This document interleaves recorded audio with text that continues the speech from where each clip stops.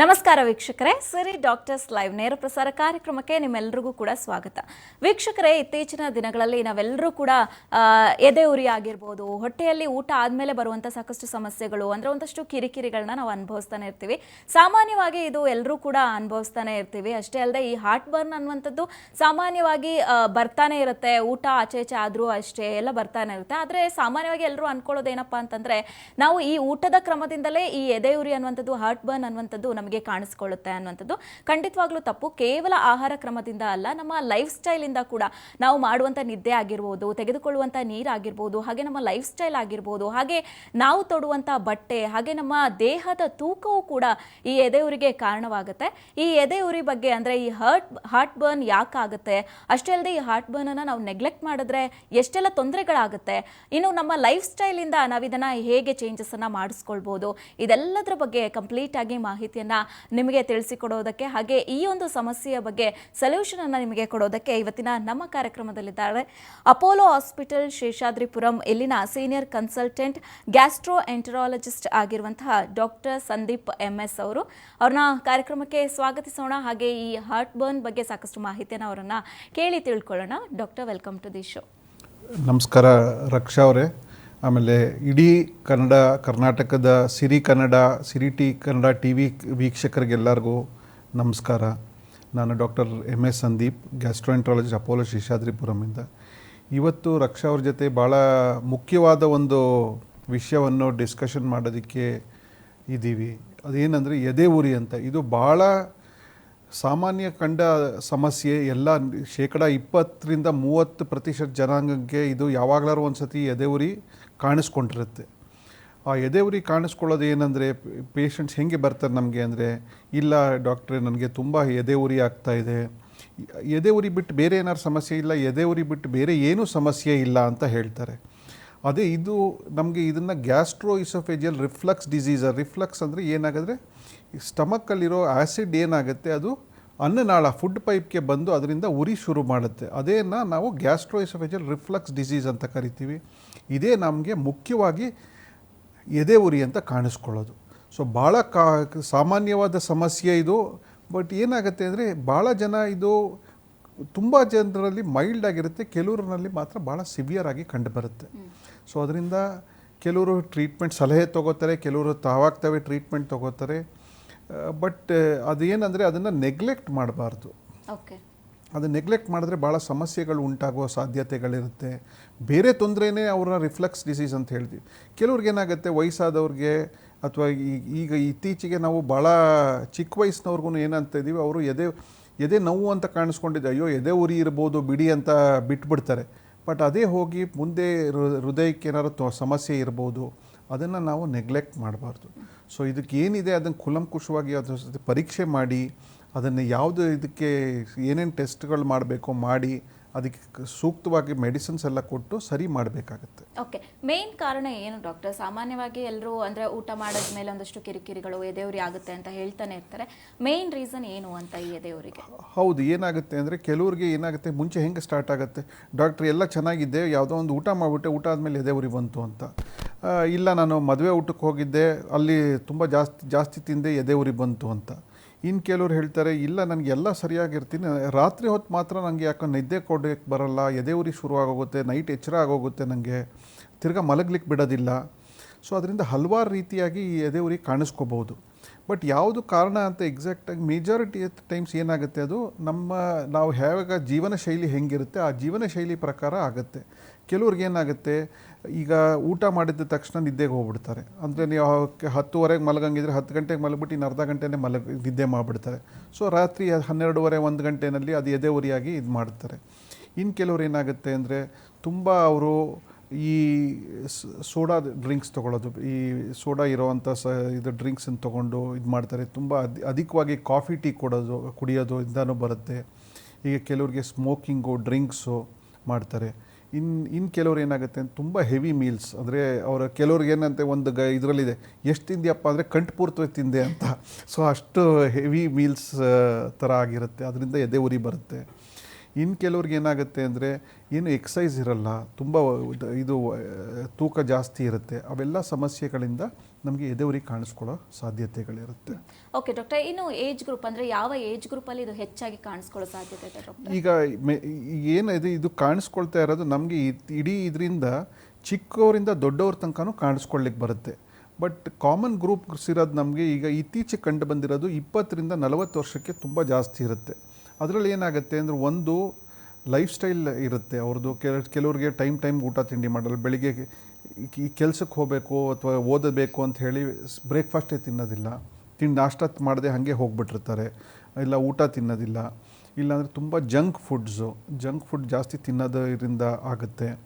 So ಈ ಗ್ರೂಪಲ್ಲಿ ನಮಗೆ ಕಾಮನ್ ಆಗಿ ಕಾಣಿಸ್ಬರುತ್ತೆ. ಚಿಕ್ಕ ಮಕ್ಕಳಲ್ಲೂ ಇತ್ತೀಚೆಗೆ ಕಂಡು ಬರ್ತಾ ಇದೆ. ಈಗ 10ರಿಂದ 15 ವರ್ಷದವ್ರೂ ಅವ್ರಿಗೆ ಅವ್ರ ತಾಯಂದ್ರೆ ಹೇಳ್ತಾರೆ, ಡಾಕ್ಟ್ರ್ ಎಲ್ಲ ಚೆನ್ನಾಗಿರ್ತಾಳೆ, ನಾನು ಅನ್ನ ಸಾರು ಮಾಡಿಕೊಟ್ರೆ ತಿನ್ನಲ್ಲ, ಮಗು ಬರೀ ಚಿಪ್ಸ್ ಬೇಕು ಅಂತಿರುತ್ತೆ, ಅದನ್ನು ಚಿಪ್ಸ್ ತಿಂದು ತೊಂದರೆ ಆಗ್ತಿರುತ್ತೆ ಅಂತ. ಬಟ್ ಹಾಗೆ ಹೇಳಿ ವಯಸ್ಸಾದವ್ರನ್ನಲ್ಲೂ ಇದಾಗುತ್ತೆ. ವಯಸ್ಸಾದವ್ರಲ್ಲಿ ನಾವು ಭಾಳ ಜಾಗರೂಕರಾಗಿರಬೇಕಾಗತ್ತೆ. ಯಾಕಂದರೆ ವಯಸ್ಸಾದವ್ರಲ್ಲಿ ಇದು ಬೇರೆ ಇದ್ರದ್ದು ಸೂಚನೆಗಳಿರ್ಬೋದು. ಒಂದು ಹೃದಯದ ಸಂಬಂಧ ಸೂಚನೆ ಇರ್ಬೋದು. ಅವ್ರಿಗೆ ಪಾಪ ವಯಸ್ಸಾದವ್ರಿಗೆ ಕೆಲವ್ರಿಗೆ ಯಾವ್ದು ಎದೆ ನೋವು ಯಾವ್ದು ಎದೆ ಉರಿ ಅಂತ ಹೇಳಲಿಕ್ಕೆ ಕಷ್ಟ ಆಗ್ಬೋದು. ಇಲ್ಲಾಂದರೆ ಬೇರೆ ಥರ ತೊಂದರೆ ಇರ್ಬೋದು, ಒಳಗಡೆ ಏನಾದ್ರು ಅಲ್ಸರ್ ಇರ್ಬೋದು, ಹುಣ್ಣಾಗಿರ್ಬೋದು, ಕೆಲವ್ರಿಗೆ ಕ್ಯಾನ್ಸರ್ ಅಂತ ತೀವ್ರವಾದ ಸಮಸ್ಯೆನೇ ಇರ್ಬೋದು. ಅದು ಯಾವ ಸಮಸ್ಯೆ ಏನಿದೆ ಅಂತ ಅದು ನೋಡ್ಬೋದು. ಬಟ್ ನೀವು ಕೇಳಿದ ಪ್ರಶ್ನೆಗೆ ಯಾವ ಏಜ್ ಗ್ರೂಪ್ ಅಂತ ಎಲ್ಲ ಇದರಲ್ಲೂ ಕಾಣಿಸ್ಬರುತ್ತೆ. ಬಟ್ ಕಾಮನ್ ಅಂದರೆ 20ರಿಂದ 40 ವರ್ಷದ ತನಕ ನಮಗೆ ಕಾಮನ್ ಆಗಿ ಕಂಡು ಬರ್ತಾ ಇದೆ. ಓಕೆ ಡಾಕ್ಟರ್, ಒಬ್ರು ಕಾಲರ್ ಇದ್ದಾರೆ, ಮಾತಾಡ್ಸ್ಕೊಂಡ್ಬೇಡ. ಹಲೋ ನಮಸ್ತೆ ಸರ್, ನಿಮ್ಮ ಹೆಸರು? ನನ್ನ ಹೆಸರು ಸುಧೀಂದ್ರ ಅಂತ. ಸುಧೀಂದ್ರ ಅವರೇ, ನಿಮ್ಮ ಟಿವಿ ವಾಲ್ಯೂಮ್ ಅನ್ನ ಮ್ಯೂಟ್ ಮಾಡಿ ಮಾತಾಡಿ ದಯವಿಟ್ಟು. ಆಯ್ತು. ಓಕೆ, ಎಲ್ಲಿಂದ ಕರೆ ಮಾಡ್ತಿದ್ದೀರಾ? ನಾನು ಬೆಂಗಳೂರಿಂದ ಕರೆ ಮಾಡ್ತಾ ಇದ್ದೀನಿ. ಓಕೆ, ಡಾಕ್ಟರ್ ಇದ್ದಾರೆ, ನಿಮ್ಮ ಸಮಸ್ಯೆ ಏನಿದೆ ಹೇಳಿ. ಹಾ, ಮ್ಯೂಟ್ ಮಾಡಿ. ಹಲೋ, ನಮಸ್ಕಾರ ಸುಧೀಂದ್ರ ಅವ್ರಿಗೆ. ನಮಸ್ಕಾರ. ನಮಸ್ತೆ ಡಾಕ್ಟ್ರೆ. ಹೇಳಿ ಸುಧೀಂದ್ರ ಅವರೇ. ಈಗ ಎದೆ ಉರಿ ಏನು ಬರುತ್ತಲ್ಲ, ಅದು ಡಯಾಬಿಟಿಸ್ ಟ್ಯಾಬ್ಲೆಟ್ಗಳೆಲ್ಲ ತಗೊಂಡ್ರೆ ಬರುತ್ತೆ ಅಂತ ಹೇಳ್ತಾರೆ. ಅದು ಎಷ್ಟು ನಿಜನಾ ಹೇಗೆ ಅಂತ ಸ್ವಲ್ಪ ದಯಮಾಡಿ ತಿಳಿಸ್ತೀರಾ? ಹಾಂ, ಈಗ ಎರಡು ಮೂರು ರೀತಿ ತೊಂದರೆ ಆಗ್ಬೋದು. ಒಂದು ಸಕ್ಕರೆ ಕಾಯಿಲೆಯಿಂದಾನೇ ಬರುತ್ತೆ ಅಂತಲ್ಲ, ಸಕ್ಕರೆ ಕಾಯಿಲೆ ಇದ್ದವ್ರಿಗೆ ಇದು ಹೆಚ್ಚಿನ ಇದರಲ್ಲಿ ಕಂಡು ಬರುತ್ತೆ.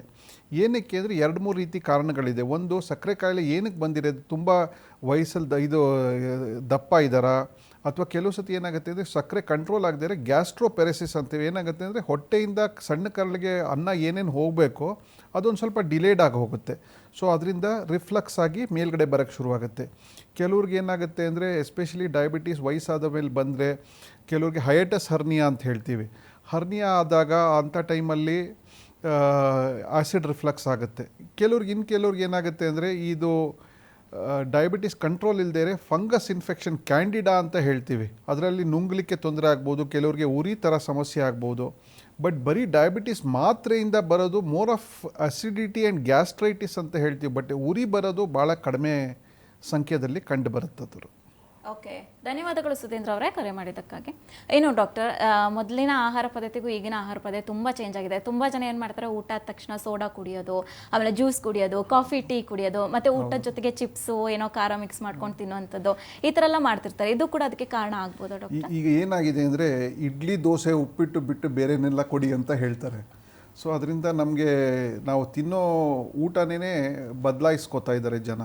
ಅದು ಬದಲಾಯಿಸ್ಕೊಂಡು ಇದು ಬೇಕಾಗಿರೋದು ಇದನ್ನು ಬಿಟ್ಟು ತುಂಬ ಸೋಡಾ ಹಾಕಿರೋ ಅಡುಗೆಗಳು ಆಯಿತಾ, ಆಮೇಲೆ ಇದು ಪಿಜ್ಜಾ ಬರ್ಗರು ಅಂಥದ್ದನ್ನೆಲ್ಲ ತಿಂದು ಅದ್ರ ಜೊತೆ ಏನಾಗುತ್ತೆ, ಅದು ಪಿಜ್ಜಾ ಬರ್ಗರ್ ತಿಂದಮೇಲೆ ಒಂದು 2-3 ಸೋಡಾ ಕುಡಿಯೋದು. ಅದಕ್ಕೆ ಆ ಸೋಡಾ ಅದೆಲ್ಲ ಏನಾಗುತ್ತೆ ಅಂದರೆ ಅದು ಸ್ವಲ್ಪ ಅಸಿಡಿಟಿ ಗ್ಯಾಸ್ ಥರ ಆಗಿ ಎದೆ ಉರಿ ಕಂಡು ಬಂದು ತೊಂದರೆಗಳಾಗುತ್ತೆ. ಇದೇನಾಗುತ್ತೆ ಅಂದರೆ ಇದು ಕೆಲವು ಸತಿ ಫಸ್ಟ್ ಒಂದು 2-3 ಸತಿ ಆಗುತ್ತೆ ಬಟ್ ಅದನ್ನು ಪೂರ್ತಿ ಅದ್ರ ಕಡೆ ಗಮನನೇ ಕೊಡಲ್ಲ, ನೆಗ್ಲೆಕ್ಟ್ ಮಾಡಿಬಿಡ್ತಾರೆ. ಅದಾದಮೇಲೆ ಕೆಲವೊಂದು 3 ವರ್ಷ 4 ವರ್ಷ ಆದಮೇಲೆ ತುಂಬ ಹುಣ್ಣಾಗಿ ಅಲ್ಸರ್ ಆಗಿ, ಕೆಲವು ಸತಿ ಅನ್ನನಾಳದೇ ಸ್ವಲ್ಪ ಸೈಜ್ ಕಡಿಮೆ ಆಗಿ ಸ್ಟ್ರಿಕ್ಚರ್ ಅಂತ ಹೇಳ್ತೀವಿ, ಕೆಲವ್ರಿಗೆ ಬ್ಲೀಡಿಂಗ್ ಆಗೋ ಸಾಧ್ಯತೆಯೂ ಇರುತ್ತೆ. ಸೊ ನಾವು ಏನು ತಿಂತೀವಿ ಅದರದ್ದು ಭಾಳ ಮುಖ್ಯವಾಗುತ್ತೆ. ಓಕೆ ಡಾಕ್ಟರ್, ಒಬ್ರು ಕಾಲರ್ ಇದ್ದಾರೆ. ಹಲೋ ಹಲೋ ನಮಸ್ತೆ ಸರ್, ನಿಮ್ಮ ಹೆಸರು? ನನ್ನ ಹೆಸರು ಪ್ರಶಾಂತ್ ಅಂತ. ಪ್ರಶಾಂತ್ ಅವ್ರು ಎಲ್ಲಿಂದ ಕಾಲ್ ಮಾಡ್ತಿದ್ದೀರಾ? ಇಲ್ಲಿ ಮಲ್ಲೇಶ್ವರಂದಿಂದ. ಮಲ್ಲೇಶ್ವರ. ಓಕೆ, ಡಾಕ್ಟರ್ ಇದ್ದಾರೆ, ನಿಮ್ಮ ಸಮಸ್ಯೆ ಏನಿದೆ ಮಾತಾಡಿ. ನಮಸ್ಕಾರ ಪ್ರಶಾಂತ್ ಅವ್ರಿಗೆ. ಹಲೋ ಸರ್, ನಮಸ್ತೆ. ನಮಸ್ತೆ. ಸರ್ ಏನಿಲ್ಲ, ಈಗ ನನ್ನ ಮಿಸಸ್ ಶುಭಾ ಅಂತ, ಯಾವಾಗ ನೋಡಿದ್ರು ಪಿತ್ತ ಅಂತ ಇರ್ತಾರೆ, ಏನ್ ತಿಂದ್ರು ಪಿತ್ತ ಅಂತಿರ್ತಾರೆ. ಸೊ ಅದಕ್ಕೆ ಇದೇನು ಊಟದ ಸಮಸ್ಯೆನೋ ಅಥವಾ ಅವ್ರದ್ದು ಇದ್ರ ಸಮಸ್ಯೆನೋ ಅಥವಾ ಜಾಸ್ತಿ ಏನ್ ತಿನ್ನಕ್ಕೂ ಆಗಲ್ಲ ಅವ್ರಿಗೆ, ಪಿತ್ತನ ಅಂತಿರ್ತಾರೆ. ಎದೆ ಉರಿ, ತಲೆನೋವು ಜಾಸ್ತಿ ಹೇಳ್ತಾರೆ.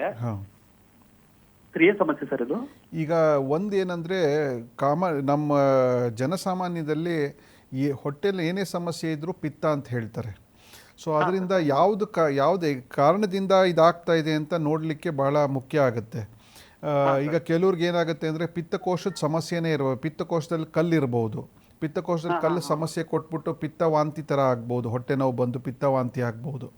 ಸೊ ಅದನ್ನು ಪಿತ್ತ ಅಂತಾರೆ. ಕೆಲವ್ರಿಗೆ ಏನಾಗುತ್ತೆ ಅಂದರೆ ಇದು ಎದೆ ಉರಿಯಾಗಿ ಇದು ಆ್ಯಸಿಡ್ ಏನಾಗುತ್ತೆ ರಿಫ್ಲಕ್ಸ್ ಅಂತ ಏನು ಹೇಳ್ತೀವಿ, ಕೆಲವು ಗಂಟ್ಲ ತನಕ ಬಂದ್ಬಿಡುತ್ತೆ. ಗಂಟ್ಲಲ್ಲೆಲ್ಲ ಕಹಿ ನೀರು ಥರ ಬಂದು ಬಾಯಲ್ಲೆಲ್ಲ ನೀರು ಬರೋ ಸಮಸ್ಯೆಗಳಾಗುತ್ತೆ.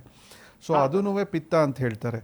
ಸೊ ಈಗ ಯಾವ ಕಾರಣದಿಂದ ಅದು ಪಿತ್ತನೇ ಇದೆಯಾ ಅಥವಾ ಬೇರೆ ಏನಾದ್ರು ಸಮಸ್ಯೆ ಇದೆ ಅಂತ ಒಂದ್ಸತಿ ಮಾತಾಡಿ ಅವ್ರ ಜೊತೆ ಏನು ತೊಂದರೆ ಇದೆ ಅಂತ ಕಂಡುಹಿಡಿಯೋದು ವಾಸಿಯಾಗುತ್ತೆ. ಏನು ಕಂಡುಹಿಡಿದೆ ಸುಮ್ಮನೆ ಗುಳಿಗೆಗಳು ತೊಗೊಳ್ಳೋದಂದ್ರೆ ಕೆಲವು ಸತಿ ಪಿತ್ತಕೋಶದಲ್ಲಿ ಕಲ್ಲೂ ಇರ್ಬೋದು. ಆ ಕಲ್ಲನ್ನು ನಾವು ಅಸಿಡಿಟಿ ಅಂದ್ಕೊಂಡು ಗುಳಿಗೆಗಳು ತೊಗೋತಾ ಇರ್ತಾರೆ ಜನ. ಸೊ ಅದೊಂದು ಸತಿ ಪರೀಕ್ಷೆ ಮಾಡಿಸೋದು ಒಳ್ಳೆಯದು. Okay sir, okay. ಧನ್ಯವಾದಗಳು ಕರೆಯನ್ನು ಮಾಡಿದ್ದಕ್ಕಾಗಿ.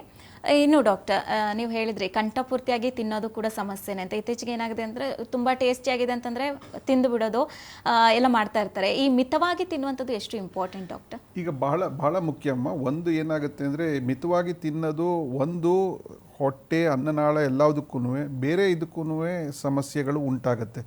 ಲಿವರ್ಗೆ ಆಗ್ಬೋದು, ಹಾರ್ಟ್ಗೆ ಆಗ್ಬೋದು. ಇದೇನಾಗುತ್ತೆ ಅಂದರೆ ಇದು ಚೆನ್ನಾಗಿದೆ ತಿಂತೀನಿ ಅಂತ ಹೇಳಿ ಎಷ್ಟಾಗುತ್ತೋ ಅಷ್ಟು ತಿನ್ನೋದಕ್ಕೆ ಶುರು ಮಾಡಿಬಿಡ್ತಾರೆ. ಸೊ ಅದರಿಂದ ಇನ್ನೊಂದು ತೊಗೊಳ್ಳಿ ಅಂತ ಹೇಳಿ ತೊಗೊಳಕ್ಕೆ ಶುರು ಮಾಡ್ತಾರೆ. ಸೊ ಒಂದು ಇದಾಗುತ್ತೆ, ಹೊಟ್ಟೆ ಪೂರ್ತಿಯಾಗಿ ಅದು ಎಂಟಿಂಗ್ ಲೇಟ್ ಆಗ್ಬೋದು, ಅದರಿಂದ ಎದೆ ಉರಿ ಸಮಸ್ಯೆ ಆಗ್ಬೋದು. ಬಟ್ ಅದೇ ಇದಕ್ಕೆ ನಾವು ಅಷ್ಟು ತಿಂದ ಮೇಲೆ ಅದು ಎಕ್ಸಸೈಸ್ ಕಂಠಪೂರ್ತಿ ತಿಂದು ಹೋಗಿ ನಿದ್ದೆ ಮಾಡಿಬಿಡ್ತಾರೆ. ಸೊ ಅದರಿಂದ ಇನ್ನೂ ಹೆಚ್ಚಿನ ಸಮಸ್ಯೆ ಆಗುತ್ತೆ. ಸೊ ಅದು ಮಿತವಾಗಿ ತಿನ್ನಿ. ಅಟ್ಲೀಸ್ಟ್ ಏನಾಗುತ್ತೆ ನಾವು ಹೇಳೋದು ತಿನ್ನೋದು ಬೇಡ ಅಂತ ಹೇಳ್ತಿಲ್ಲ. ನೀವು ಇದು ಎರಡು ಒಬ್ಬಟ್ಟು ತಿನ್ನಬೇಕಾ, ಈಗ ಒಂದು ತಿನ್ನಿ, ರಾತ್ರಿ ಒಂದು ತಿನ್ನಿ, ಎರಡು ಒಟ್ಟಿಗೆ ಒಬ್ಬಟ್ಟು ತಿಂದ್ಬಿಟ್ಟು ಒಬ್ಬಟ್ಟು ಇದು ಮಾಡೋಕ್ಕೆ ಹೋಗಬೇಡಿ. ಸೊ ಅದೊಂದು ಭಾಳ ಮುಖ್ಯವಾಗುತ್ತೆ. ಮಿತವಾಗಿ ತಿನ್ನಿ, ಸ್ಮಾಲ್ ಫ್ರೀಕ್ವೆಂಟ್ ಮೀಲ್ಸ್ ತೊಗೊಳ್ಳಿ ಅಂತ ಹೇಳ್ತೀವಿ. ನೀವು ಸ್ವಲ್ಪನೇ ತೊಗೊಳ್ಳಿ, but at least once in 3-4 hours ಆದರೂ ತೊಗೊಳ್ಳಿ. ಬಟ್ ಇನ್ನೊಂದು ಏನಾಗ್ತಾರೆ, ಬೆಳಿಗ್ಗೆ ತುಂಬ ಕಂಠಪೂರ್ತಿಯಾಗಿ ತಿಂದ್ಬಿಟ್ಟು ನಾಳೆ ಬೆಳಿಗ್ಗೆ ತನಕ ಏನೂ ತಿನ್ನೋದಿಲ್ಲ ಅಂತ, ಅದು ಭಾಳ ಸಮಸ್ಯೆ ಆಗುತ್ತೆ.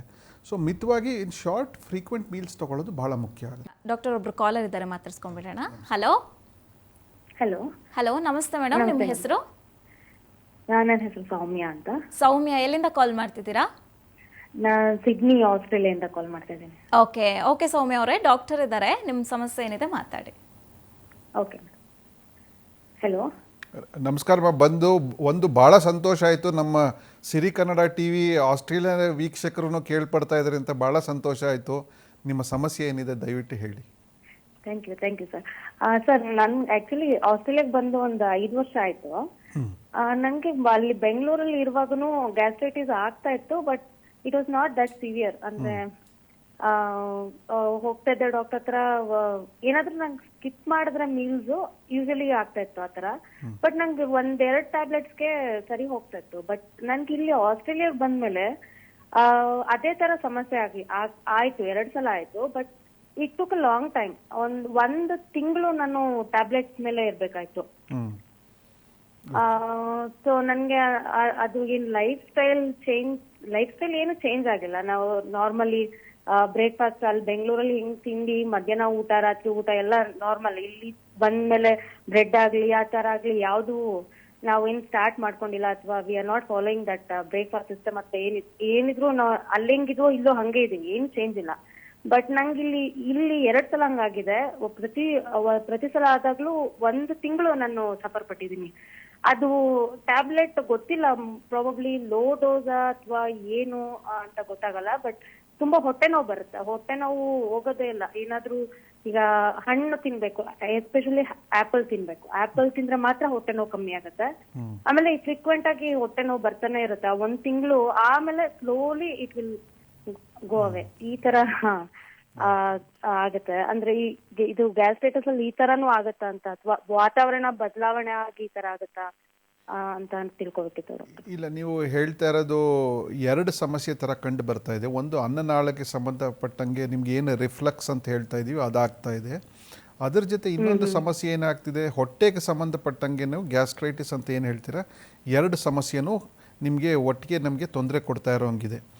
ಈಗ ಯೂಶಲಿ ರಿಫ್ಲಕ್ಸ್ ಅಂತ ಹೇಳಿದ್ರೆ ನಮಗೆ ಬೇಕಾಗಿರೋ ಅದಕ್ಕೆ ಗುಳಿಗೆಗಳು, ಮಾತ್ರೆಗಳು, ಪ್ರೋಟಾನ್ ಪಂಪ್ ಇನಿಬಿಟರ್ ಅಂತ ಏನು ಹೇಳ್ತೀವಿ, ಅದಕ್ಕೆ ನಾವು ಕೊಡಬೇಕಾಗಿರೋದು ಅಟ್ಲೀಸ್ಟ್ ಮಿನಿಮಮ್ ಒಂದು 2 ತಿಂಗಳು, ಅಂದರೆ 8 ವಾರನಾದರೂ ಕೊಡಬೇಕಾಗತ್ತೆ. 8 ರಿಂದ 12 ವಾರನಾದರೂ ಕೊಡಬೇಕಾಗತ್ತೆ.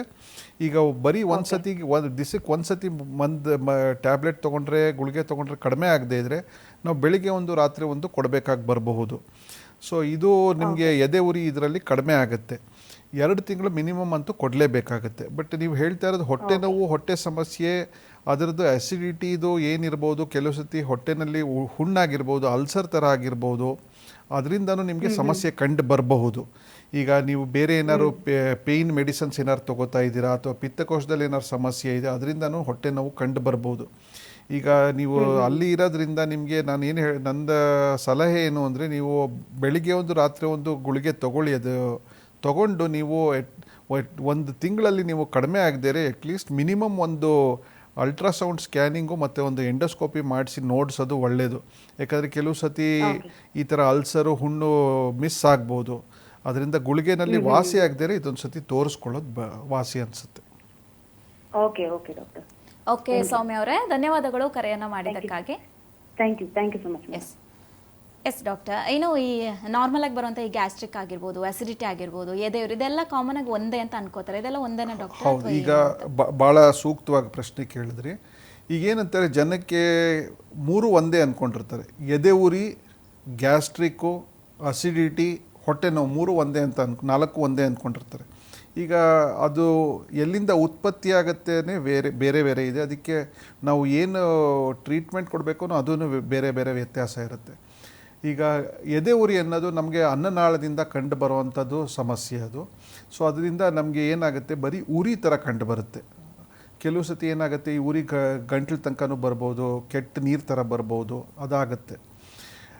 ಬಟ್ ನಮಗೆ ಗ್ಯಾಸ್ಟ್ರೈಟಿಸ್ ಅಂತ ಹೇಳ್ತೀರ, ಅದನ್ನು ಬ್ರಾಡ್ ಟರ್ಮು. ಅದು ಏನಾಗುತ್ತೆ ಅಂದರೆ, ಹೊಟ್ಟೆನಲ್ಲಿ ಏನು ಸಮಸ್ಯೆ ಇದ್ರೂ ನಾವು ಗ್ಯಾಸ್ಟ್ರೈಟಿಸ್ ಅಂತಾರೆ. ಈಗ ಸಣ್ಣ ಕರಳಲ್ಲಿ ಇದು ತೊಂದರೆ ಇದ್ರೂ ಅದು ಗ್ಯಾಸ್ಟ್ರೈಟಿಸ್ ಅಂತಾರೆ ಜನ. ಕೆಲವ್ರಿಗೆ ಮಲಬದ್ಧತೆ ಇದ್ರೂ ಅದನ್ನು ಗ್ಯಾಸ್ಟ್ರಿಕ್ ಆಗಿಬಿಟ್ಟಿದೆ ಅಂತಾರೆ. ಈಗ ಅಸಿಡಿಟಿ ಅಂದರೆ ಏನಾಗುತ್ತೆ ಅಂದರೆ, ಹೊಟ್ಟೆ ಉರಿನಲ್ಲಿ ನಮಗೆ ಎದೆ ಉರಿಗಿಂತ ಹೆಚ್ಚಾಗಿ ಹೊಟ್ಟೆನಲ್ಲಿ ಉರಿ ಕಂಡು ಬರ್ಬೋದು, ಹೊಟ್ಟೆನಲ್ಲಿ ಸಮಸ್ಯೆ ಕಂಡು ಬರ್ಬೋದು. ಅದರಲ್ಲಿ ಕೆಲವು ಸತಿ ಹೊಟ್ಟೆನಲ್ಲಿ ನಮಗೆ ಅಲ್ಸರ್ ಆಗಿರ್ಬೋದು, ಅಥವಾ ಕೆಲವ್ರಿಗೆ ಏನಾಗುತ್ತೆ, ಒಂದು ಬ್ಯಾಕ್ಟೀರಿಯಾ ಅಂತ ಹೇಳ್ತೀನಿ, ಹೆಲಿಕೋಬ್ಯಾಕ್ಟರ್ ಪೈಲೋರಿ ಅಂತ ಹೇಳ್ತೀವಿ, ಅದರದ್ದು ಇನ್ಫೆಕ್ಷನ್ ಇರೋ ಸಮಸ್ಯೆಗಳಿರ್ಬೋದು. ಇಲ್ಲ ಅಂದರೆ ಏನಾಗುತ್ತೆ, ಕೆಲವು ಸತಿ ಹೊಟ್ಟೆ ನೋವು ಇರ್ಬೋದು. ಹೊಟ್ಟೆ ನೋವು ನಮಗೆ ಹೊಟ್ಟೆಯಿಂದನೇ ಬರ್ತಿರ್ಬೋದು, ಹೊಟ್ಟೆ ಹೊರಗಡೆ ಸಂಬಂಧಪಟ್ಟಂಗೆ ಕೆಲವು ಸತಿ ಪ್ಯಾನ್ಕ್ರಿಯಾಸಲ್ಲಿ ತೊಂದರೆ ಇರ್ಬೋದು, ಅಥವಾ ಪಿತ್ತಕೋಶದಲ್ಲಿ ತೊಂದರೆ ಇರ್ಬೋದು. ಅವೆಲ್ಲದರಿಂದ ನಮಗೆ ಹೊಟ್ಟೆ ನೋವು ಕಂಡು ಬರುತ್ತೆ. ಸೊ ಇದು ಜನ ಏನಾಗುತ್ತೆ ಅಂದರೆ, ಒಂದಕ್ಕೆ ಬದಲಾಗಿ ಇನ್ನೊಂದು ಯೂಸ್ ಮಾಡ್ಬೋದು. ಬಟ್ ನಾವು ಅದಕ್ಕೆ ಇಲ್ಲ ಮಂದು ಕೊಡಬೇಕಾದ್ರೆ ಅದಕ್ಕೆ ಬೇರೆ ಥರ ಕೊಡಬೇಕಾಗಿ ಬರ್ಬೋದು. ಓಕೆ ಡಾಕ್ಟರ್, ಒಬ್ರು ಕಾಲರ್ ಇದ್ದಾರೆ. ಹಲೋ ಹಲೋ, ನಮಸ್ತೆ, ನಿಮ್ಮ ಹೆಸರು? ನನ್ನ ಹೆಸರು ಲಲಿತಮ್ಮ ಅಂತ. ನನ್ನ ಯಜಮಾನ್ರಿಗೆ ಎಲ್ಲಿಂದ ಕಾಲ್ ಮಾಡ್ತಿದ್ದೀರಾ ಲಲಿತಮ್ಮ? ತೆರಿಕೆರೆಯಿಂದ. ಓಕೆ, ಡಾಕ್ಟರ್ ಇದ್ದಾರೆ, ನಿಮ್ಮ ಪ್ರಶ್ನೆ ಏನಿದೆ ಹೇಳಿ. ಆಯ್ತು, ಮಾತಾಡಿ. ನಮಸ್ಕಾರ ಲಲಿತಮ್ಮ. ನಮಸ್ಕಾರಮ್ಮ. ನಮ್ಮ ಹೆಸರು ಲಲಿತಮ್ಮ ಅಂತ. ಹಾಂ, ಹೇಳಿ ಅಮ್ಮ. ನಮ್ಮ ಯಜಮಾನ್ರಿಗೆ ಊಟ ಮಾಡಿದ ತಕ್ಷಣ ಹೊಟ್ಟೆ ನೋವು ಬರುತ್ತೆ.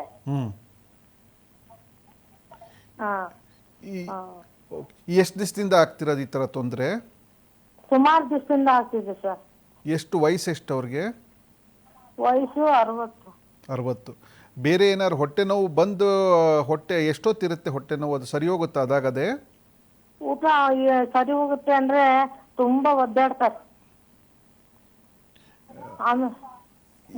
ಇಲ್ಲಮ್ಮ, ಈಗ ಏನಾಗುತ್ತೆ ಅಂದರೆ, ಕೆಲವೊಂದು ನಾವು ನೆಗ್ಲೆಕ್ಟ್ ಮಾಡಲಿಕ್ಕೆ ಬರೋದಿಲ್ಲ. ಎಸ್ಪೆಷಲಿ ನಮ್ಮದು 45ರಿಂದ 50 ವರ್ಷ ಮೇಲ್ಪಂಟವ್ರಿಗೆ ಈಗ ಈ ಥರ ತೊಂದರೆ ಬಂದರೆ, ಈಗ ಹೊಟ್ಟೆ ನೋವು ಇರ್ಬೋದು, ಅಥವಾ ರಕ್ತ ಕಡಿಮೆ ಇರ್ಬೋದು, ರಕ್ತವಾಂತಿ ಆಗ್ಬೋದು, ಮೋಷನ್ ಕಪ್ಪಗಾಗ್ಬೋದು, ತೀರಾ ತಿಂದ ತಕ್ಷಣ ಹೊಟ್ಟೆ ನೋವು ತೀರಾ ಆಗಿರ್ಬೋದು, ತಿಂದ ತಕ್ಷಣ ಹೊಟ್ಟೆ ಒಳ್ಳೆ ಕೆಲವ್ರಿಗೆ ಹೇಳ್ತಾರೆ ಬಲೂನ್ ಥರ ಊದ್ಕೊಂಡ್ಬಿಡುತ್ತೆ ಅಂತ ಹೇಳ್ತಾರೆ. ಇವೆಲ್ಲ ಆಗಿಲ್ಲ ಸರ್. ಫಸ್ಟ್ ಅವರಿಗೆ ಒಂದು 30 ವರ್ಷದಿಂದ ಅಲ್ಸರ್ ಆಪರೇಷನ್ ಆಗಿತ್ತು. ಆಪರೇಷನ್ ಆದ್ರೆ ಅದೇನಾಗಿತ್ತು ಸರಿ ಹೋಗಿತ್ತು. ಇವಾಗ ಪೈಪ್ ಎಲ್ಲ ಹಾಕಿ ಚೆಕಪ್ ಮಾಡಿಸಿ ಸ್ಕ್ಯಾನ್ ಗೀನ್ ಎಲ್ಲ ಮಾಡ್ಸಿದ್ವಿ. ಅದು ಆಪರೇಷನ್ ಆಗಿದ್ದಾಗ ಸ್ವಲ್ಪ ಊತ ಇದ್ದಂಗಿದೆ ಅಂತ ಹೇಳಿ ಟ್ಯಾಬ್ಲೆಟ್ ಟಾನಿಕ್ ಸಿರಪ್ ಎಲ್ಲ ಕೊಟ್ರು. ಅಂದ್ರೂ ಅವ್ರಿಗೆ ಕಮ್ಮಿನೇ ಆಗಿಲ್ಲ ಸರ್. ಇಲ್ಲಮ್ಮ, ಹಾಗಾದ್ರೆ ಮತ್ತೆ ಒಂದ್ಸತಿ ಪರೀಕ್ಷೆ ಮಾಡೋದು ಒಳ್ಳೆಯದು, ಸೂಕ್ತವಾಗಿರುತ್ತೆ. ಆಮೇಲೆ ಎಂಡೋಸ್ಕೋಪಿ ಏನು ತೊಂದರೆ ಕಂಡು ಬಂದಿಲ್ಲ ಅಂದರೆ, ಬೇರೆ ಏನಾದ್ರು ಸಮಸ್ಯೆ ಇಲ್ಲ ಅಂದರೆ ಅಟ್ಲೀಸ್ಟ್ ಒಂದು ಮಿನಿಮಮ್ ಒಂದು CT ಸ್ಕ್ಯಾನ್ ಮಾಡಿಸಿ ನೋಡೋದು ಒಂದ್ಸತಿ ವಾಸಿ ಆಗುತ್ತೆ. ಹಾಂ, ಆಯ್ತಮ್ಮ. ಡಾಕ್ಟರ್ ಒಬ್ರು ಕಾಲರ್ ಇದ್ದಾರೆ, ಮಾತಾಡ್ಸ್ಕೊಳ್ಳೋಣ. ಹಲೋ ಹಲೋ, ನಮಸ್ತೆ ಸರ್, ನಿಮ್ಮ ಹೆಸರು? ರಾಜು ಅಂದ್ಬಿಟ್ಟು. ರಾಜು ಅವ್ರು ಎಲ್ಲಿಂದ ಕಾಲ್ ಮಾಡ್ತಿದ್ದೀರಾ? ನಾವು ಉಡುಪಿಯಿಂದ ಮಾಡ್ತಾ ಇದ್ದೀವಿ. ಉಡುಪಿಯಿಂದ. ಓಕೆ, ಡಾಕ್ಟರ್ ಇದ್ದಾರೆ, ನಿಮ್ಮ ಸಮಸ್ಯೆ ಬಗ್ಗೆ ಮಾತಾಡಿ. ಹಲೋ ಡಾಕ್ಟ್ರೆ. ನಮಸ್ಕಾರ. ನಮಸ್ಕಾರ ಸರ್. ನಮ್ಮ ಮನೆಯವ್ರಿಗೆ ಒಂದು 4-5 ದಿವಸದಿಂದ ಸಾಯಂಕಾಲ ಊಟ ಹತ್ಕೊಳ್ಳಿ ಎದೆ ಹಿಡ್ಕೊಳ್ಳೋದು ಒಂಥರ ಎದೆ ಉರಿ ಆಗೋದು.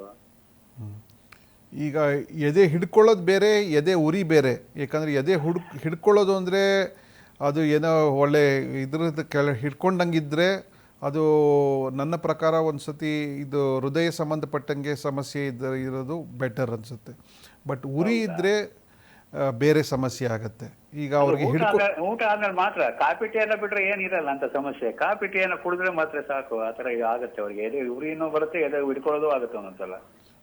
ಈಗ ಎದೆ ಉರಿ ಆದರೆ ಅದಕ್ಕೆ ಗುಳಿಗೆ ಕೊಟ್ಟು ಸರಿ ಮಾಡ್ಬೋದು. ಬಟ್ ಹಾರ್ಟಿನ ಸಮಸ್ಯೆ ಒಂದ್ಸತಿ ತೋರಿಸೋದು ಒಳ್ಳೇದು. ಎಸ್ಪೆಷಲಿ ವಯಸ್ಸಾಗಿದ್ದರೆ, 50 ವರ್ಷ ದಾಟಿದ್ರೆ, ಒಂದು 40-50 ವರ್ಷ ಆಗಿದೆ ಅವ್ರಿಗೆ, 50 ವರ್ಷ ಒಂದು ಹಾರ್ಟಿನ ಸಮಸ್ಯೆ ಒಂದ್ಸತಿ ಇದು ಮಾಡಿಸೋದು ಒಳ್ಳೇದು. ಗುಳಿಗೆ ಒಂದು ಬಿಪಿನೂ ಇದೆ ಅವ್ರಿಗೆ. ಆಗ ಎದೆ ಹುಡ್ಕೊಳ್ಳೋದು ಒಂದ್ಸತಿ ಹಾರ್ಟಿನ ಸಮಸ್ಯೆ ಒಂದ್ಸತಿ ರೂಲ್ ಔಟ್ ಮಾಡೋದು ಬೆಟರ್ ಅನ್ಸುತ್ತೆ ನನ್ನ ಪ್ರಕಾರ. ಹೌದಾ ಸರ್? ಓಕೆ, ಧನ್ಯವಾದಗಳು ಕರೆಯನ್ನ ಮಾಡಿದ್ದಕ್ಕಾಗಿ. ಎಸ್ ಡಾಕ್ಟರ್, ಇವರು ಕಾಲರ್ ಹೇಳಿದ್ರು ಈ ಹಾರ್ಟ್ ಪ್ರಾಬ್ಲಮ್ ಇದ್ರೂ ಕೂಡ ಅದು ಎದೆ ಉರಿ ಗ್ಯಾಸ್ಟ್ರಿಕ್ ಅಂತ ತಪ್ಪು ತಿಳ್ಕೊಳ್ಳೋಂಥ ಚಾನ್ಸಸ್ ಕೂಡ ಇರುತ್ತೆ. ಇದು ಭಾಳ ಸೂಕ್ತವಾಗಿ ಪ್ರಶ್ನೆ ಕೇಳಿದ್ದಾರೆ. ಯಾಕಂದರೆ ಭಾಳ ಜನ ಏನಾಗುತ್ತೆ ಅಂದರೆ, ಒಂದು 2 ರೀತಿಯೂ ಇರುತ್ತೆ. ಒಂದು ಎದೆ ಉರಿ, ಅವ್ರಿಗಿರೋ ಸಮಸ್ಯೆ ಎದೆ ಉರಿ ಆದರೆ ಬಟ್ ಅಯ್ಯೋ ನನಗೆ ಡೆಫಿನೆಟಾಗಿ ನನಗೆ ಹಾರ್ಟ್ ಅಟ್ಯಾಕ್ ಆಗೋಗಿದೆ ಅಂತ ಬರ್ತಾರೆ.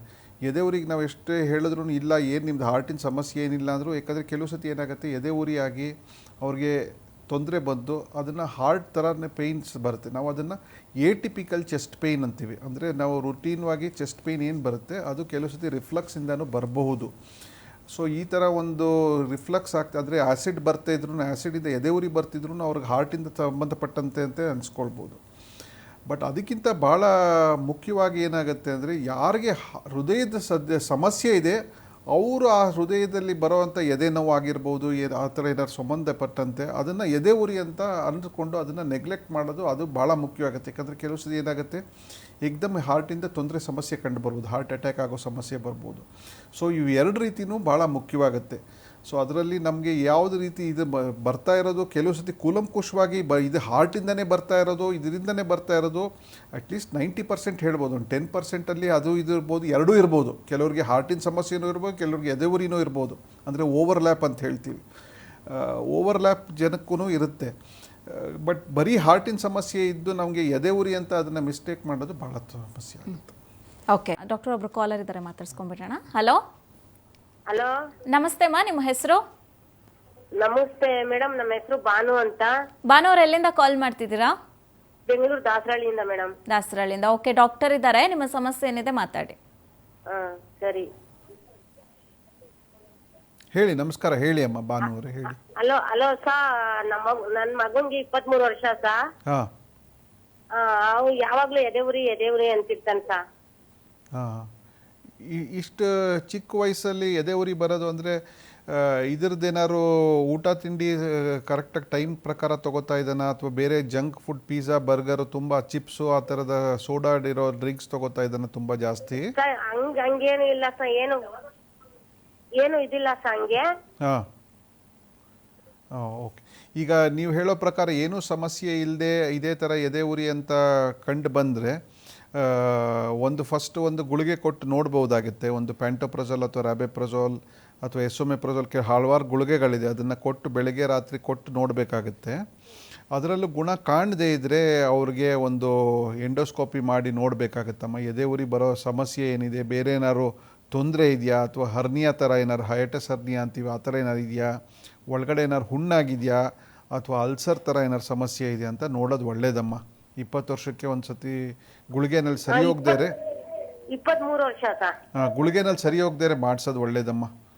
ಸರ್ ಯಾವತ್ತು ಗುಳಿಗೆ ಕೊಟ್ಟಿಲ್ಲ ಸರ್, ಬಿಸಿನೀರ್ ಮಾತ್ರ ಕುಡಿತಾನೆ.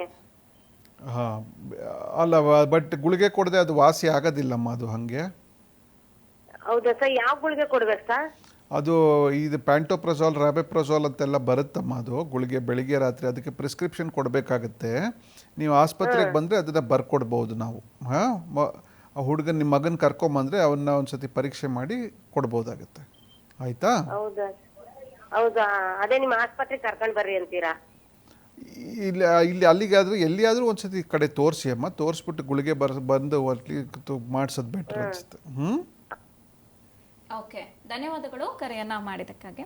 ಇನ್ನು ಡಾಕ್ಟರ್, ಸಾಕಷ್ಟು ಜನ ಈ ಎದೆಯೂರಿನ ಕಾಮನ್ ಪ್ರಾಬ್ಲಮ್ ಇದು ಅಂತ ಏನು ಮಾಡ್ತಾರೆ ಅಂತಂದರೆ, ಮೆಡಿಕಲಿಗೆ ಹೋಗಿ ಯಾವುದೋ ಒಂದು ಟ್ಯಾಬ್ಲೆಟ್ ಸಿಗುತ್ತೆ, ಅದನ್ನ ತೊಗೊಂಡು ಬಂದು ತಿನ್ನೋದು, ಆಮೇಲೆ ಯಾವುದೋ ಒಂದು ಸಿರಪ್ ಸಿಗುತ್ತೆ ಅದನ್ನ ಕುಡಿಯೋದು, ಆ ಥರ ಮಾಡ್ತಾರೆ. ಅದು ಮಾಡೋದ್ರಿಂದ ಎಷ್ಟು ತೊಂದರೆ ಆಗ್ಬೋದು ಡಾಕ್ಟರ್? ಇಲ್ಲಮ್ಮ, ಇದು ಏನಾಗುತ್ತೆ, ಇದು ಭಾಳ ಸಾಮಾನ್ಯವಾಗಿ ನಡೆಯುವಂಥದ್ದು. ಎಲ್ಲ ಜನರು ಏನು ಮಾಡ್ತಾರೆ ಅಂದರೆ, ಯಾವುದಾದ್ರು ಅಂಗಡಿಗೆ ಹೋಗಿ ನನಗೆ ಗುಳಿಗೆ ಅವರೇನೇ ಹೆಸರು ಹೇಳ್ಬಿಟ್ಟು ಅದು ತೊಗೋತಾನೆ ಇರ್ತಾರೆ.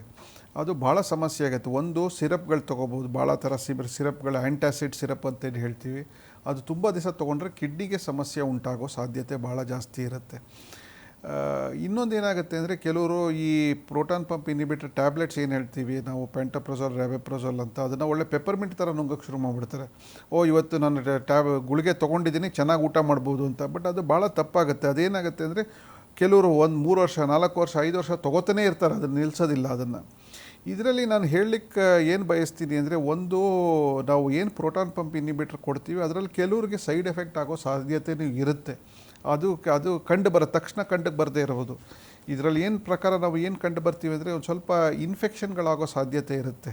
ಯಾಕಂದರೆ ನಾವು ಅದು ಟ್ಯಾಬ್ಲೆಟ್ ಗುಳಿಗೆ ತೊಗೊಳ್ಳೋದ್ರಿಂದ ಹೊಟ್ಟೆನಲ್ಲಿರೋ ಆ್ಯಸಿಡ್ ಎಲ್ಲ ಕಡಿಮೆ ಆಗಿಬಿಟ್ಟು ಇನ್ಫೆಕ್ಷನ್ಗೆ ಆಗೋ ಸಾಧ್ಯತೆ ಭಾಳ ಜಾಸ್ತಿ ಆಗುತ್ತೆ. ಇನ್ನೊಂದು ಭಾಳ ಮುಖ್ಯವಾಗಿ ಏನಾಗುತ್ತೆ, ಕೆಲವ್ರಿಗೆ ವಿಟಮಿನ್ ಕಡಿಮೆ ಆಗ್ಬೋದು.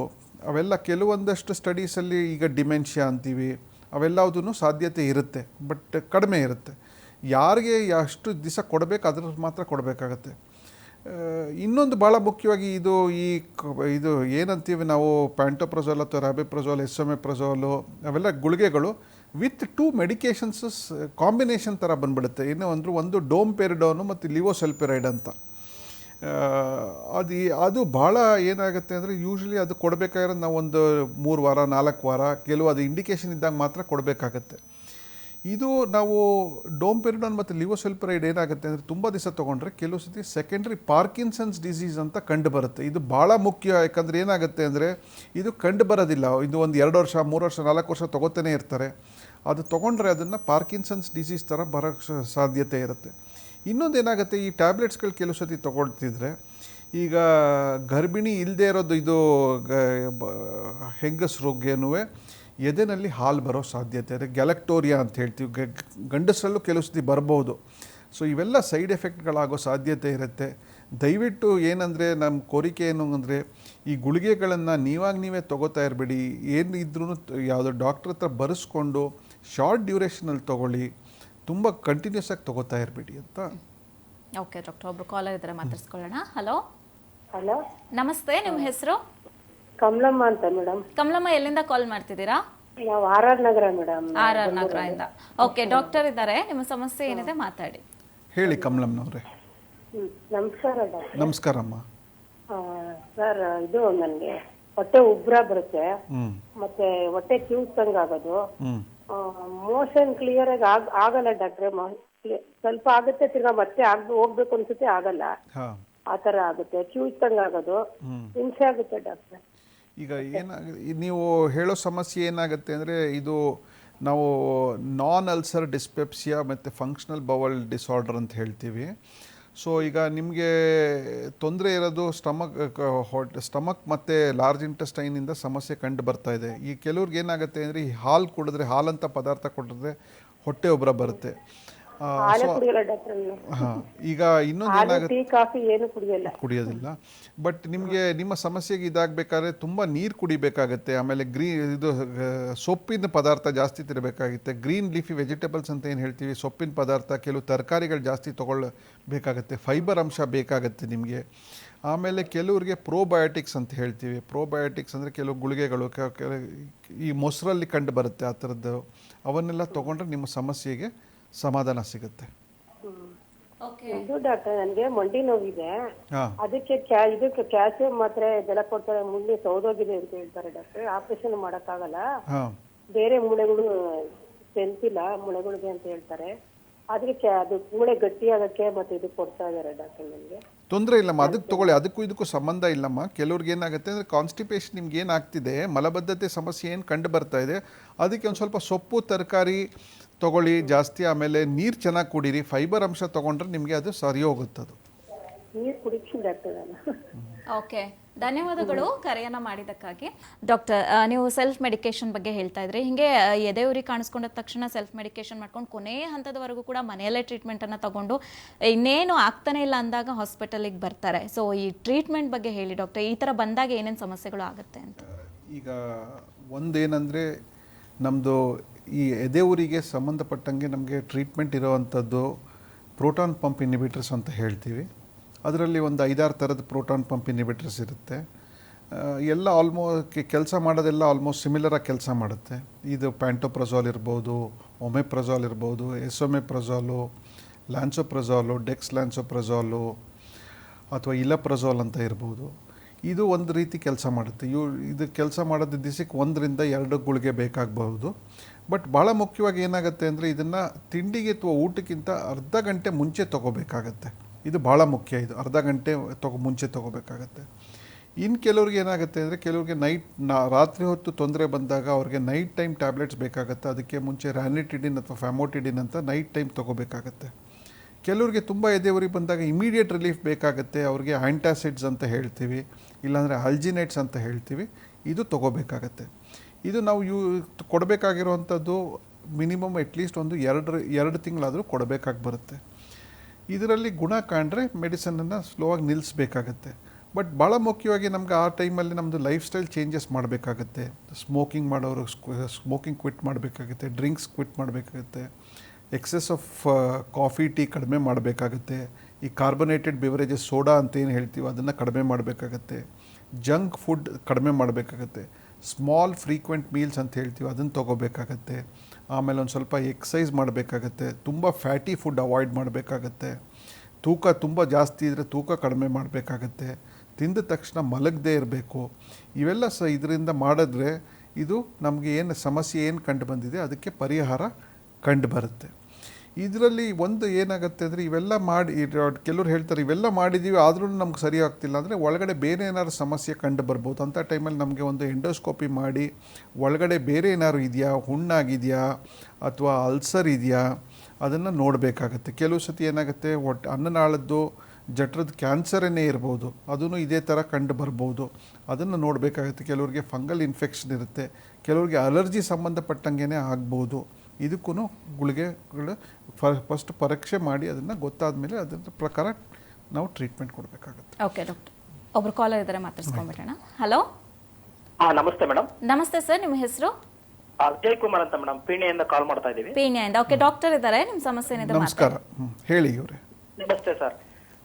ಸರ್, ಎದೆ ಭಾಗದಲ್ಲಿ ಪೈನ್ ಬರುತ್ತೆ. ಯಾವಾಗ ಬರುತ್ತೆ ಅಂದ್ರೆ ಸರ್, ಅದು ನಾನ್ ವೆಜ್ ಊಟ ಮಾಡಿದಾಗ, ಚಪಾತಿ ಈ ತರ ತಿಂದಾಗ, ಆಯಿಲ್ ಐಟಮ್ ತಿಂದಾಗ ಮಾತ್ರ ಬರುತ್ತೆ ಸರ್. ಅದು ಪಿಪಟ್ರಿಯಲ್ಲಿ ಎಂಡೋಸ್ಕೋಪಿ ಎಲ್ಲ ಮಾಡಿದ್ರು, ECG ಎಲ್ಲ ಮಾಡಿದ್ರು ಏನು ಪ್ರಾಬ್ಲಮ್ ಇಲ್ಲ, ಮಸಲ್ ಪೈನ್ ಅಂತ ಹೇಳಿದ್ರು ಸರ್. ಓಕೆ, ಈಗ ನೀವು ಹೇಳ್ತಾ ಇರೋದು ಕೆಲವ್ರಿಗೆ ಏನಾಗುತ್ತೆ ಅಂದರೆ, ನೀವು ಹೇಳ್ದಂಗೆ ಕೆಲವ್ರಿಗೆ ಫುಡ್ ಸ್ಪೆಸಿಫಿಕ್ ರಿಫ್ಲಕ್ಸ್ ಅಂತೀವಿ. ಅಂದರೆ ಕೆಲವೊಂದು ಪದಾರ್ಥ ತಿಂದಾಗ ಮಾತ್ರ ಅದಕ್ಕೆ ಅಸಿಡಿಟಿ ಆಗಿ ರಿಫ್ಲಕ್ಸ್ ಆಗೋ ಸಾಧ್ಯತೆ ಇರುತ್ತೆ, ಬೇರೆ ಟೈಮಲ್ಲಿ ಏನೂ ತೊಂದರೆ ಇರೋದಿಲ್ಲ. ಸೊ ಈಗ 2 ರೀತಿ, ಒಂದು ಆನ್ ಡಿಮ್ಯಾಂಡ್ PPI ಅಂತ ಹೇಳ್ತೀವಿ. ಆನ್ ಡಿಮ್ಯಾಂಡ್ ಅಂದರೆ ನಿಮಗೆ ಇಂಥ ಟೈಮಲ್ಲಿ ಕೆಲವ್ರಿಗೆ ಏನಾಗುತ್ತೆ ಅಂದರೆ, ಈಗ ಮದುವೆ ಊಟ ಮಾಡಿದೆ, ಇಲ್ಲಾಂದರೆ ಹೆವಿ ಮೀಲ್ ತೊಗೊಂಡೆ, ತುಂಬ ಊಟ ತುಂಬ ಸ್ಪೈಸಿಯಾಗಿತ್ತು, ತುಂಬ ಖಾರವಾಗಿತ್ತು, ತುಂಬ ಮೆಣಸಿನಕಾಯಿ ಹಾಕ್ಬಿಟ್ಟಿದ್ರು, ಆ ಥರದ್ದೆಲ್ಲ ಆದರೆ ಅಂಥ ಟೈಮಲ್ಲಿ ಒಂದು ಟ್ಯಾಬ್ಲೆಟ್ ತೊಗೋಬೋದು. ತಕ್ಷಣದ ರಿಲೀಫ್ಗೆ ಕೆಲವೊಂದು ಆ್ಯಂಟಾಸಿಡ್ಸ್ ಅಥವಾ ಆಲ್ಜಿನೇಟ್ಸ್ ಅಂತ ಏನು ಹೇಳ್ತೀವಿ ಅದನ್ನು ತೊಗೋಬೋದು, ಅದರಲ್ಲಿ ಇಮಿಡಿಯೇಟ್ ರಿಲೀಫ್ ಆಗುತ್ತೆ. ಬಟ್ ಏನಾಗುತ್ತೆ ಅಂದರೆ ನಿಮ್ದು ಎಲ್ಲ ಪರೀಕ್ಷೆ ಮಾಡಿ ಏನೂ ತೊಂದರೆ ಇಲ್ಲ ಅಂತ ಹೇಳಿದ್ರೆ ನಾನ್ ಎರೋಸಿವ್ ರಿಫ್ಲಕ್ಸ್ ಡಿಸೀಸ್ ಅಂತ ಹೇಳ್ತೀವಿ. ಅಂದರೆ ನಿಮಗೆ ಎಂಡೋಸ್ಕೋಪಿ ನಾರ್ಮಲ್ ಇದ್ರೂ ಆ್ಯಸಿಡ್ ರಿಫ್ಲಕ್ಸ್ ಆಗಿರ್ಬೋದು. ಸೊ ಇದೆಲ್ಲ ಸಮಸ್ಯೆಗೆ ಗುಳಿಗೆಯಿಂದ ನಿಮಗೆ ಸರಿ ಹೋಗ್ಬೋದು. ನೀವು ಹೇಳಿದಾಗೆ ಸರ್ ಫಂಕ್ಷನ್ ಊಟ ಮಾಡಿದಾಗ ಮದುವೆ ಊಟ ಮಾಡಿದಾಗ ಮಾತ್ರ ಆ ಥರ ಕಾಣಿಸುತ್ತೆ. ಹಾಂ, ಅದಕ್ಕೆ ಆನ್ ಡಿಮಾಂಡ್ ತಿಂದಾಗ ಊಟ ಜಾಸ್ತಿ ಮಾಡಿದಾಗ ಈ ತರ ಪ್ರಾಬ್ಲಮ್ ಅಷ್ಟೇ ಸರ್. ಮತ್ತೆ ಚುಚ್ಚುತ್ತೆ ಒಂದೊಂದ್ಸರಿ ಚುಚ್ಚುತ್ತೆ. ಡಾಕ್ಟರ್ ಬಂದು ಮಸಲ್ ಪೈನ್ ಇದೆ ಅಂತ ಹೇಳ್ಬಿಟ್ಟು ಎಂಡೋಸ್ಕೋಪಿಲ್ ಗೊತ್ತಾಗಿ ಮತ್ತೆ ಟ್ಯಾಬ್ಲೆಟ್ ಎಲ್ಲ ಕೊಟ್ಟರು ಸರ್. ಗ್ಯಾಸ್ಟ್ರಿಕ್ ಮತ್ತೆ ಮಸಲ್ ಪೈನ್ಗೆ ಅಂತಾನೆ ಟ್ಯಾಬ್ಲೆಟ್ ಕೊಟ್ರು. ಅದ್ರಿಂದ ಕಡಿಮೆ ಆಯ್ತು. ಮತ್ತೆ ಇನ್ ಯಾವ ಟೈಮಲ್ಲೂ ಬರಲ್ಲ ಸರ್. ಊಟ ಜಾಸ್ತಿ ಮಾಡಿದಾಗ ನಾನ್ ವೆಜ್ ತಿಂದಾಗ ಎಸ್ಪೆಷಲಿ ಚಪಾತಿ ಅಂದ್ರೆ ಫುಲ್ಲು ಇದಾಗುತ್ತೆ ಸರ್. ಚಪಾತಿ ತಿಂದ್ರೆ ಇಮಿಡಿಯೇಟ್ ಎದೆ ಉರಿ ಮತ್ತೆ ಇದು ಸ್ಟಾರ್ಟ್ ಆಗ್ತದೆ ಪೈನ್. ಈಗ ಕೆಲವ್ರಿಗೆ ಗೋಧಿ ಅಲರ್ಜಿ ಇರಬಹುದು, ಗೋಧಿ ಅಲರ್ಜಿ ಇದ್ದು ಕೆಲವ್ರಿಗೆ ತೊಂದರೆ ಆಗಬಹುದು. ಬಟ್ ನಿಮಗೆ ಅದು ಇದೆಯಾ ಇಲ್ವಾ ಅದು ಹೇಳಲಿಕ್ಕೆ ಭಾಳ ಕಷ್ಟ ಆಗುತ್ತೆ. ಸೊ ಇಂಥ ಸಮಸ್ಯೆ ಇದ್ದರೆ ನಿಮಗೆ ಬೇರೆ ಟೈಮಲ್ಲಿ ಎದೆ ಉರಿ ಇಲ್ಲದೆ ಆನ್ ಡಿಮ್ಯಾಂಡ್ ಕೆಲವ್ರಿಗೆ ಏನಾಗುತ್ತೆ ಅಂದರೆ ವಾರಕ್ಕೆ ಒಂದು ಸತಿ ಒಂದು ಟ್ಯಾಬ್ಲೆಟ್ ಬೇಕಾಗ್ಬೋದು, ಕೆಲವ್ರಿಗೆ ಒಂದು ವಾರದಲ್ಲಿ 2 ಸತಿ ಬೇಕಾಗ್ಬೋದು. ಇವೆಲ್ಲ ಇದ್ರಕ್ಕೂ ಗುಳಿಗೆಗಳಲ್ಲಿ ವಾಸಿ ಆಗ್ಬೋದು. ಬಟ್ ಏನಂದರೆ ಇಂಥ ಟೈಮಲ್ಲಿ ತೊಗೋಬೇಕಾದ್ರೆ ಒಂದು ಸ್ವಲ್ಪ ಮಿತವಾಗಿ ತೊಗೊಳ್ಳೋದು ವಾಸಿ. ಓಕೆ, ಧನ್ಯವಾದಗಳು ಕರೆಯನ್ನ ಮಾಡಿದ್ದಕ್ಕಾಗಿ. ಇನ್ನು ಡಾಕ್ಟರ್, ಇದಕ್ಕೆ ಚಿಕಿತ್ಸೆ ಅಂತ ಬಂದಾಗ ಈ ಡಯಾಗ್ನೋಸಿಸ್ ಎಲ್ಲ ಹೇಗಿರುತ್ತೆ ಅಂತ ಡಾಕ್ಟರ್?